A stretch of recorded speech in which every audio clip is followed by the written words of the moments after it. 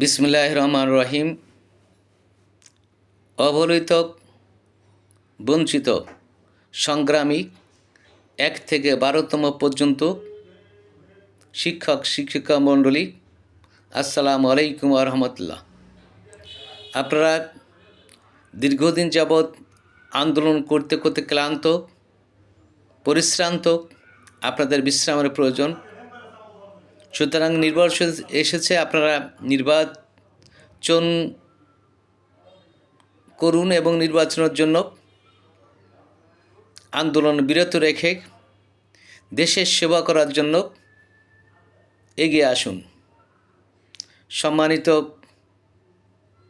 শিক্ষক শিক্ষিকা মণ্ডলী, আপনারা জানেন যে আমরা বৈধ নিবন্ধনধারী এবং বৈধ নিবন্ধনধারী হওয়া সত্ত্বেও এনটিআরসিএ এবং শিক্ষা মন্ত্রণালয়ের কূটকৌশলে আমরা আমাদের চাকরি পাইনি। আমরা 3বার অ্যাপ্লিকেশন করার সুযোগ পেয়ে থাকলেও এই এনটিআরসি এবং শিক্ষা মন্ত্রণালয় ষড়যন্ত্র করে তারা আমাদের চাকরি দেয়নি। তবে যারা টাকা দিয়েছে হয়তো তাদের চাকরি দিয়েছে, এটা আমার মনে হয় এবং এটাই বাস্তবতা। কারণ ইংলিশে আমার নাম্বার 56 হওয়ার সত্ত্বেও আমি চাকরি পাইনি, অথচ 56-এর কম পেয়ে হাজারো মানুষ চাকরি পেয়েছে এবং তারা চাকরি করতেছে। সুতরাং আমি এই দ্বিমুখী নীতি পরিহার করার জন্য এবং 1 থেকে 12তম পর্যন্ত যারা অবহেলিত এবং বঞ্চিত রয়েছে তাদের চাকরি ফিরিয়ে দেওয়ার জন্য এনটিআরসিএ এবং শিক্ষা মন্ত্রণালয়ের প্রতি বিনীতভাবে অনুরোধ জানাচ্ছি। সম্মানিত শিক্ষক শিক্ষিকা মণ্ডলী, আপনাদের আন্দোলনের মাঝে বাংলাদেশ জামাত ইসলামীর নায়েবে আমির অধ্যাপক মুজিবুর রহমান আপনাদের সাথে সংহতি জানিয়েছিলেন, আপনাদের সাথে বেদনা যাচ্ছেন, সহমর্মিতা জানিয়েছেন এবং উনি এনটিআরসিএ এবং শিক্ষা মন্ত্রণালয়কে আপনাদের চাকরি দেওয়ার জন্য বিনীতভাবে অনুরোধ করেছেন। কিন্তু তার কোনো ফল আপনারা পাননি এবং বিএনপির চেয়ারম্যান তারেক রহমান উনি আপনাদের সাথে হাজির হয়েছেন, আপনাদের কথা শুনেছেন, আপনাদের সহমর্মিতা জানিয়েছেন এবং আপনাদেরকে নিয়োগ করবেন বলে প্রত্যাশা দিয়েছেন। সুতরাং আপনারা আগামী নির্বাচনে যে দলই ক্ষমতা আসুক আপনারা নিয়োগ পাবেন, এটাই প্রত্যাশা করা যেতে পারে এবং এটাই প্রত্যাশা করি।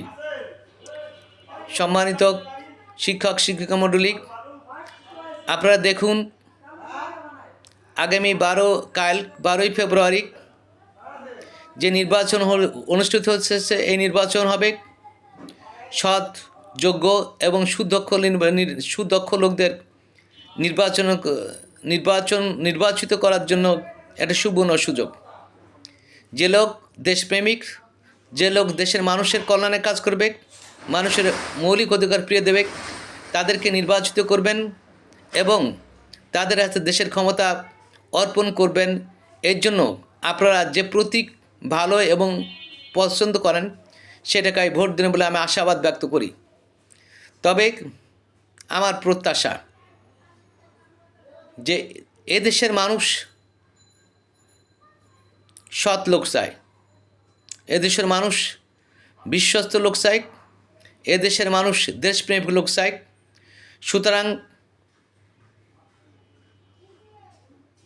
আপনারা দেখুন বাংলাদেশের দেশপ্রেমিক, সৎ, সুদক্ষ এবং সুযোগ্য লোক রয়েছে, সেই দলটাকে নির্বাচিত করবেন বলে আমি আশাবাদ ব্যক্ত করি।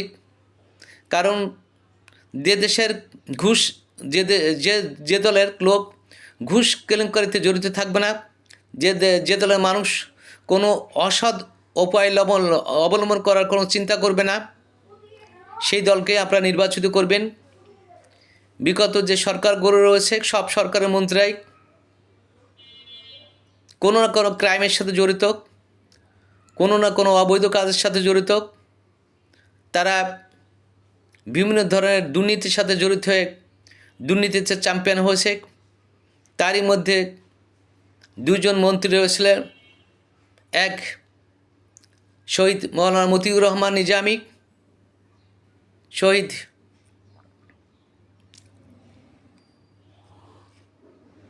আলী আহমেদ মোহাম্মদ মুজাহিদ। এই দুইটি মন্ত্রীর মন্ত্রণালয়ে কোনো দুর্নীতি পাওয়া যায়নি, তাদের কোনো অর্থ কেলেঙ্কারি নেই। মৌলানা মতিউর রহমান নিজামী তার ওয়াইফের রান্না করা ভাত খেতেন। তিনি সরকারের